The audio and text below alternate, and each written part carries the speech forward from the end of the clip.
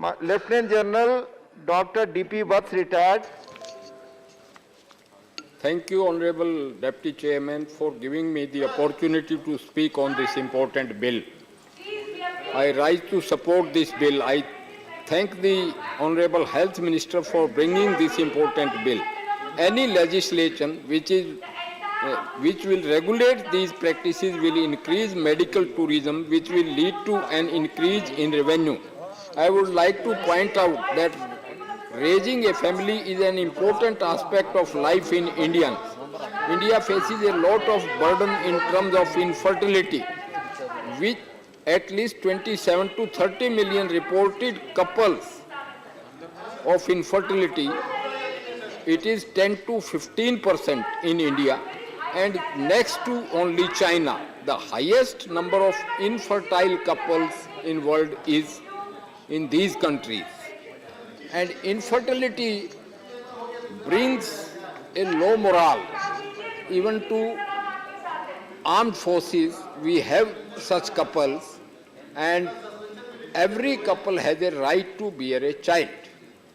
Under these situations, ART services will offer a standardized procedure which will prevent them from being exploited, and at the same time, a healthy procedure. States first, center will be forming a board of 14 members.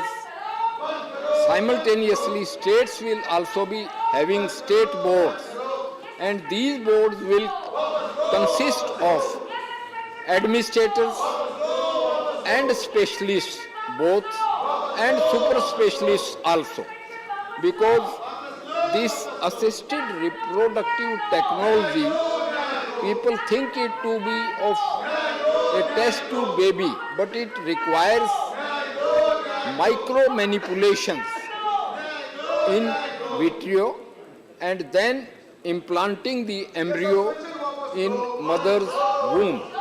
There are provisions where embryo has to be tested for congenital and genetic disorders. Fixing the age also of the parents to the maximum of 45 and 55 also amounts to a partial eugenics, because there are reports that even the ladies at 70 can also conceive and deliver. Now this eugenics needs to be looked into, because we need not produce diseased children. Eugenics have been practiced even in Haryana by Khap Panchayats, which prevent marrying in close relations.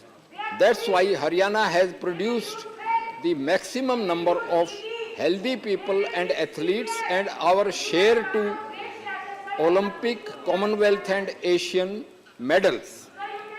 ART methods will be as ethical. I would like to highlight that the bill has a slew of advantages. This bill provides safe and ethical ART method.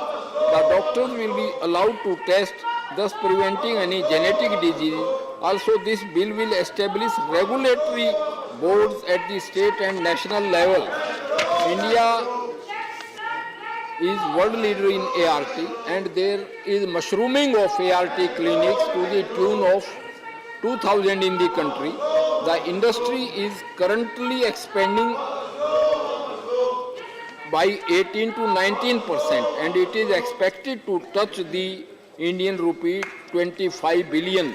I would like to highlight that only 1% of the infertile couples come for treatment, and this bill will help in removing the stigma and will be of great help. It is important to note that currently 50% of the IVF cycles are performed in India by unorganized clinics.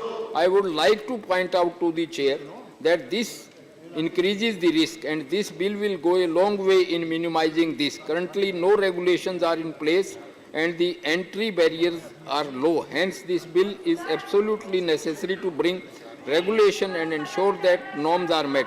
I would like to highlight another angle, which is economics. India is a hub for medical tourism and hence this bill will provide regulation. This will offer numerous benefits such as economies of scale, promotion, handling and fair practices combined with high quality of care and service. It is huge opportunity for the medical tourism sector and we will become a global leader. Now about the surrogacy also, bringing the surrogacy bill along with the ART bill is another a very scientific step by the government and regulating the surrogate mother, making it altruistic, permitting near family relations to be surrogate and as recommended by the standing committee and the specialist committee, even the near relation restriction has also been removed and insurance and medical expenses have been permitted, but still I feel for the poor people to be surrogate mothers, some more compensation to be offered. I support this bill. Thank you very much.